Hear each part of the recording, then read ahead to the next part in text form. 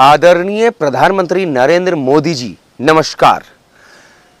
आप मुझे नहीं जानते, लेकिन आपको मैं बताना चाहूँगा, मैं भी आप ही के राज में रहने वाला एक सामान्य नागरिक हूँ और किसी तरीके से इस महंगाई के दौर में अपना जीवन, अपने परिवार का पेट चलाने के लिए मजबूर हूँ। आप देख सकते हैं कि आज हमारे देश की क्या हालत आपकी नीतियों ने कर दी है। आप देश का नाम ऊंचा करने में लगे हैं, विदेशों में भारत को मजबूत बनाने में लगे हैं। इस बात की प्रशंसा भले कोई करे न करे, लेकिन आज आपने अपने इस देश की क्या हालत कर दी है, ये किसी से छिपा हुआ नहीं है। मैं आज एक छोटे से मुद्दे को लेकर आपके सामने आया हूं। ये खुला वीडियो मैं आपके साथ शेयर कर रहा हूं। मोदी जी, आप प्रधानमंत्री हैं, इंसान हैं। हो सकता है कि इंसानियत के नाते आपको ये बातें शायद अब समझ में आएं। आपको बताना चाहूंगा, आज मेरी तरह कई परिवार ऐसे हैं जो भूखमरी के कगार पर आ चुके हैं और धीरे धीरे उनके मन में आत्महत्या के प्रति विचार बढ़ने लगा है। कारण है आपकी नीतियां, आपकी सरकार की ओर से बढ़ाई जा रही महंगाई, रिजर्व बैंक ऑफ इंडिया की ओर से लगातार बढ़ाया जा रहा ब्याज दर, जिसके कारण हम जैसे आम नागरिक आज किस्तें चुकाने से वंचित हो रहे हैं। घर की छोटी छोटी चीजों को बेचकर मजबूरी में किस्त चुकाने के लिए मजबूर हैं और अब समय ये आ चुका है कि किस्त चुकाने की औकात खत्म होने लगी है और लोग आत्महत्या करने के लिए मजबूर हो रहे हैं। आज यदि आपकी इन्हीं नीतियों के कारण मैं और मेरा परिवार भी आत्महत्या कर लेता है, तो इसके लिए सिर्फ और सिर्फ आप और आपकी नीतियां ही दोषी होंगी। क्यों? उसका कारण मैं आपको बता दूं। आपकी सरकार जब से आई है, हमने देखा कि आपने कई तरह के कदम उठाए, लेकिन आज क्या हो रहा है? आपके राज में महंगाई बढ़ाई जा रही है। मैं छोटी सी बात बताना चाहूंगा, बता दूं, किसी तरीके से अपने लिए, अपने परिवार की खुशी के लिए लगभग 2 साल पहले मैंने कहीं से पैसे इंतजाम किए, पैसा इकट्ठा करके मैंने एक कार खरीदी। कार एकमुश्त आदमी नहीं खरीद पाता है, एक आम आदमी, इसलिए मैंने भी बैंक से लोन लिया। वहां तक सब कुछ ठीक था। बैंक का किस्त हर महीने कटना चालू हो गया। लगभग 2 साल के दौरान मैंने एक दिन भी किस्त बाउंस नहीं होने दिया, किस्तें मैं चुकाता रहा। अब किस्त की राशि मैं बता दूं, किस्त EMI, इक्वेटेड मंथली इंस्टॉलमेंट, जी हाँ, ये पहले से तय हो जाता है कि आपकी लोन राशि इतनी है और उसके लिए आपको हर महीना इतना किस्त देना होगा। लेकिन यहां पर झोल कहां हो रहा है, कहां परेशानी आ रही है, अब मैं आपको बता दूं। आप कैलकुलेशन में तो माहिर हैं, इस बात का भी कैलकुलेशन करके देखिए। मेरे लोन की जो राशि थी, उस पर हर महीने मुझे 12,822 रुपए का किस्त मेरे लिए बांधा गया। हर महीने की 30 तारीख को 12,822 रुपए मेरे बैंक से काटे जाने लगे। कोई आपत्ति नहीं थी, मैं इसके लिए तैयार था। आराम से किसी भी तरह मैं किस्त भर रहा था। लेकिन अचानक इस साल क्या कर दिया आपने, आपके रिजर्व बैंक ऑफ इंडिया ने, आपके बैंक्स ने क्या कर दिया, समझ में नहीं आया। मई के महीने तक 12,822 रुपए कटे मेरे बैंक से, लेकिन जून में मेरे बैंक से पैसा कटा 12,952 रुपए। मतलब किस्त की राशि बढ़ गई 12,822 से बढ़कर 12,952 रुपए। मैंने बैंक में संपर्क किया तो बैंक ने कहा कि रेट ऑफ इंटरेस्ट बढ़ने के कारण ऐसा हुआ है। मैंने कहा कि आगे तो नहीं बढ़ेगा, तो उन्होंने इस पर कोई जवाब नहीं दिया। इसके बाद अगले महीने जून में 12,952 कटा। जुलाई में अचानक एक बार फिर से किस्त की राशि बढ़ गई, 12,822 जो था, जो बढ़कर 12,952 हुआ, वो 13,107 रुपया हो गया। 13,107, छोटा नहीं है अंतर। आप ध्यान दीजिए, 12,822 जो मैं दे रहा था, किसी तरीके से दे रहा था, क्योंकि कोरोना महामारी ने तो हम सभी को बर्बाद कर ही दिया, हमारे व्यवसाय को चौपट कर दिया। आज हालत यह है कि दिन में यदि कुछ पैसे मैं कमाऊंगा तो रात में मेरे घर का चूल्हा जलेगा। लेकिन फिर भी चलिए, किसी तरीके से मैंने किसी से पैसा लेकर घर की कुछ चीज़ों को बेचकर 13,107 रुपए की किस्त जमा की। चलिए, ये जुलाई महीने की बात है, 30 जुलाई, और आज है 30 अगस्त। जी हाँ, एक महीना और बीता और आज फिर मेरे बैंक से लोन की किस्त कट चुकी है। और पता है आपको इस बार कितना लोन कटा है, कितना किस्त कटा है? इस बार कटा है 13,259 रुपए।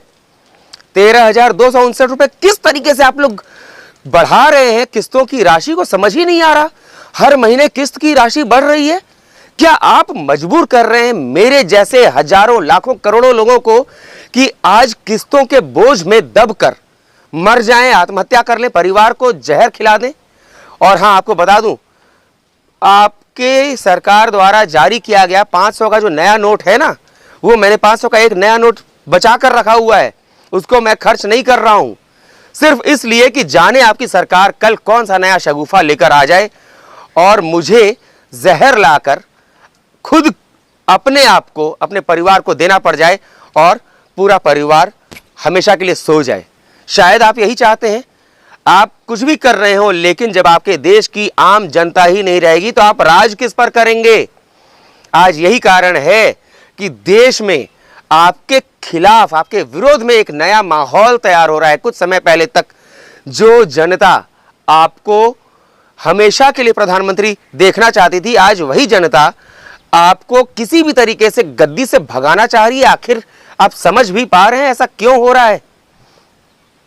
पिछले 3 महीने के दौरान EMI इक्वेटेड मंथली इंस्टॉलमेंट बढ़कर 12,822 से लेकर 13,259 पहुंच गया।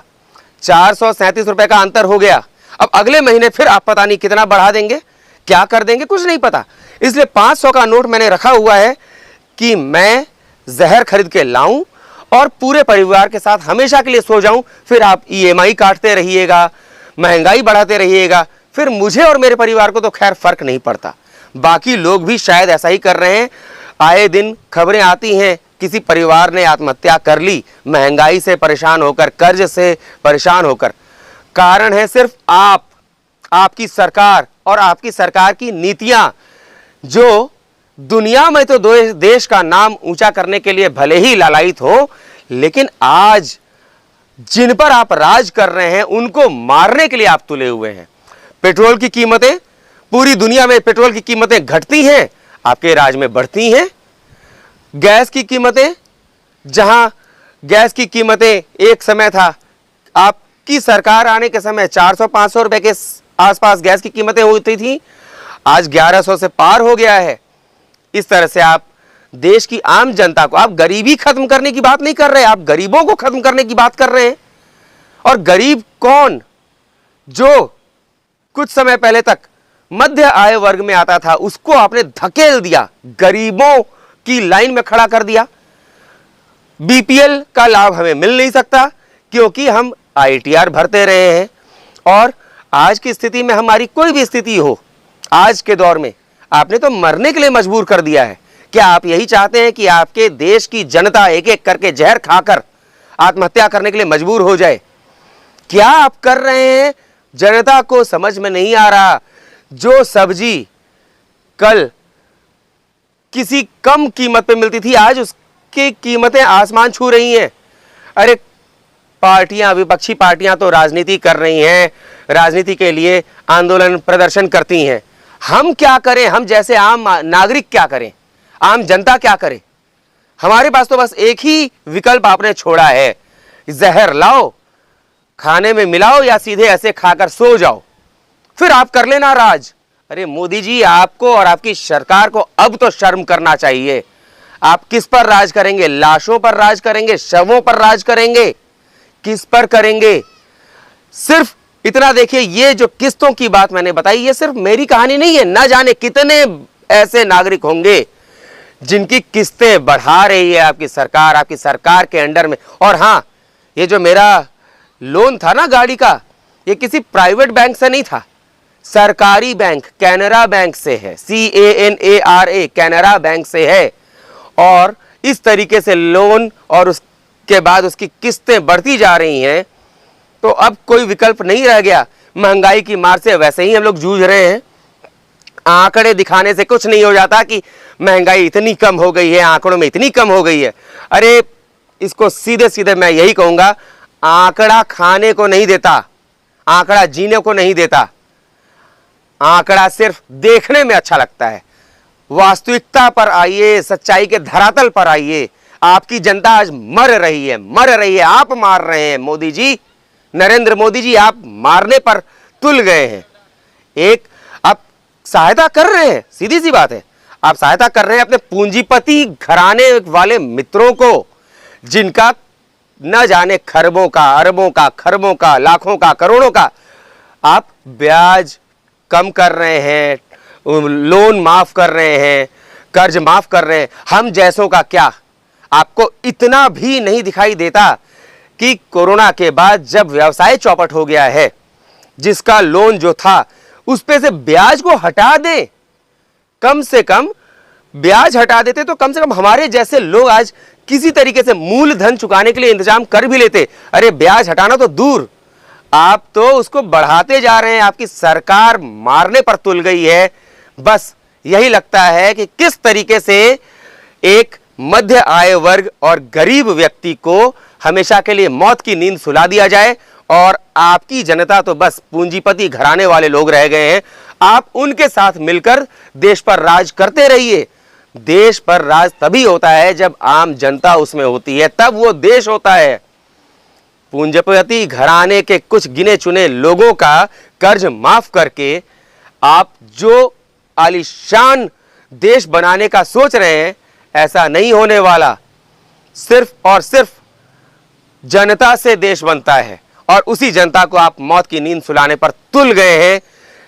कर्ज किसी ने ले लिया किसी मजबूरी में, आज उसकी ब्याज की किस्तें आप बढ़ा रहे हैं, किस्तों पर लगने वाला ब्याज लगातार बढ़ा रहे हैं। 3 महीने में लगातार जो 12,822 था वो बढ़कर 12,952, अगले महीने 13,107, और उसके अगले महीने, इस महीने आज के दिन 30 अगस्त को 13,259। किस तरह से हो रहा है? अब तो एक ही रास्ता दिख रहा है, कल को मैं लोन चुकाने की स्थिति में ना रहूं, बैंक वाले जगह जगह मेरे नाम का मजाक उड़ाएं, केस करें और मेरा नाम खराब हो। उससे तो अच्छा है आत्महत्या कर लें हम सभी जहर की पुड़िया मुंह में डालें और हमेशा के लिए सो जाएं। यही चाहते हैं मोदी जी, आप यही चाहते हैं। शायद इसीलिए आप राज करने का सपना देख रहे हैं। इतना ही कहूंगा, उम्मीद करता हूं कि यदि आप में थोड़ी सी भी इंसानियत यदि बची है, महंगाई पर और ब्याज पर लगाम लगाएंगे, आम जनता को जीने लायक माहौल छोड़ेंगे, आप मरने के लिए मजबूर ना करें। क्योंकि जब जनता मरने लगती है ना, तो मरने के पहले आखिरी विकल्प यही होता है कि मरना तो है, अब जो होगा देखा जाएगा, विद्रोह कर दो। यही होता है जनता के मन में। आपने श्रीलंका का हाल देख ही लिया था, अभी हाल की बात है, दूर नहीं है, अधिक समय नहीं हुआ है। क्या आप भी चाहते हैं कि हमारे देश की आम जनता, पूंजीपति तो आपके खिलाफ जाएंगे नहीं क्योंकि वो तो आपके मित्र हैं, आपको तो उनका एहसान चुकाना है, मानता हूं मैं, लेकिन हमारे जैसी जनता जो किसी समय मध्य आय वर्ग की श्रेणी में आती थी, आज गरीबी रेखा के नीचे चली गई है, लेकिन उसका लाभ हम नहीं उठा सकते क्योंकि हमें अपनी प्रतिष्ठा भी देखनी है। आज चाहते हैं कि हमारे जैसे लोग, गरीबी रेखा वाले लोग विद्रोह पर उतारू हो जाएं आपके विरोध में, आपकी सरकार और आपकी नीतियों के विरोध में। यहां विपक्षी पार्टियों से भी कहूंगा कि बस राजनीति मत कीजिए, झूठ मूठ की राजनीति करके राजनीतिक रोटियां मत सेकिए। आम जनता के दुख दर्द में शामिल होइए। जो कोई परेशान है उसकी सहायता कीजिए।